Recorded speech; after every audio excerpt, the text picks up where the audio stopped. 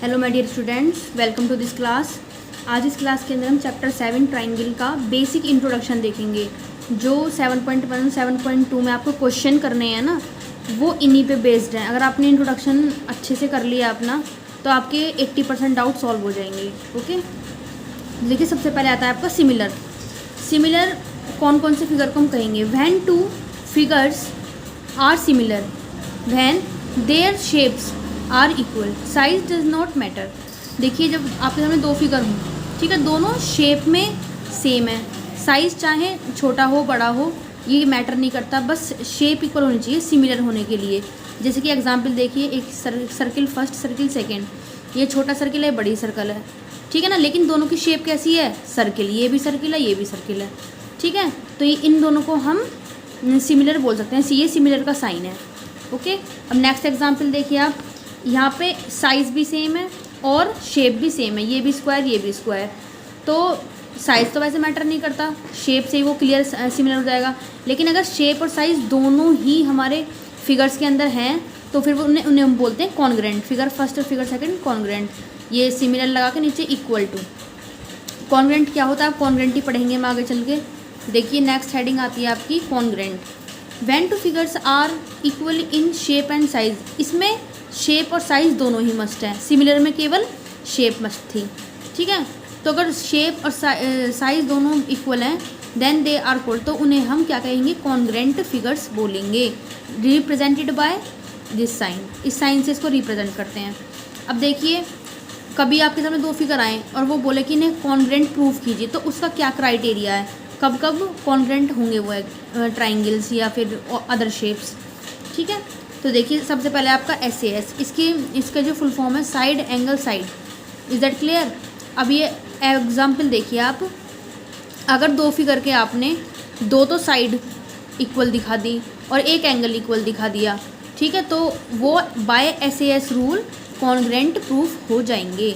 देखिए जितनी AB है, AB की करस्पॉन्डिंग साइड है PQ 2 सेंटीमीटर की है, AC की करस्पॉन्डिंग साइड है PR 1 दोनों इक्वल हैं, और एंगल ये B पर है, यहाँ पे एंगल Q करस्पॉन्डिंग है B का 60 है। तो दोनों SAS से है ना, दो साइड है इसमें AB और AC, PQ और PR दो साइड इक्वल है, एक एंगल इक्वल है, तो ये इसे बोलते हैं हम SAS क्राइटेरिया।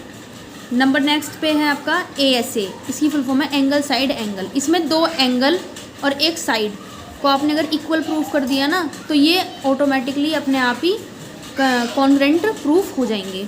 थर्ड है आपका SSS आपकी उसमें तो है नहीं, क्या बोलते हैं, सिलेबस में नहीं है, ये मैंने अपनी तरफ से बताया है। SSS भी होता है अगर बाई चांस आप किन्हीं दो फिगर्स की तीनों साइड्स को इक्वल दिखा देते हैं ना, करस्पॉन्डिंग साइड्स को दो फिगर की, तो वो बाय SSS वो क्या हो जाते हैं? कॉन्ग्रेंट प्रूफ हो जाते हैं।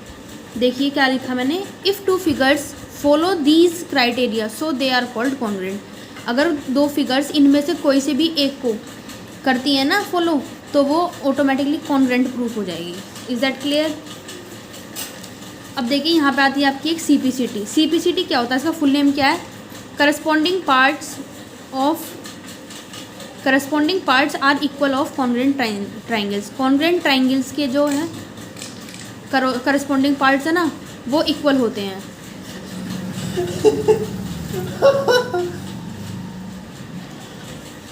कॉन्ग्रेंट ट्राइंगल्स के करस्पॉन्डिंग पार्ट्स बराबर होते हैं। अगर आपने दो फिगर को कॉन्ग्रेंट प्रूफ कर रखा है या वो पहले से ही कॉन्ग्रेंट है, तो उनके करस्पॉन्डिंग पार्ट्स जो है ना इक्वल होते हैं। जैसे AB का करस्पॉन्डिंग है PQ, ठीक है, AC का करस्पॉन्डिंग है PR और BC का करस्पॉन्डिंग है QR, ठीक है। तो अगर ये ट्राइंगल पहले से ही कॉन्ग्रेंट है, देखो ये वाली साइड इक्वल है, ये वाला एंगल और ये वाला एंगल, B का corresponding Q equal, C corresponding R, ठीक है, करस्पॉन्डिंग है। अगर ये दोनों फिगर कॉन्ग्रेंट हैं, कॉन्ग्रेंट तो हो गए बाय किस ASA से हुआ है ये कॉन्ग्रेंट, ठीक है ना, क्योंकि दो एंगल इक्वल और एक साइड, तो ASAS रूल से ही कॉन्ग्रेंट है।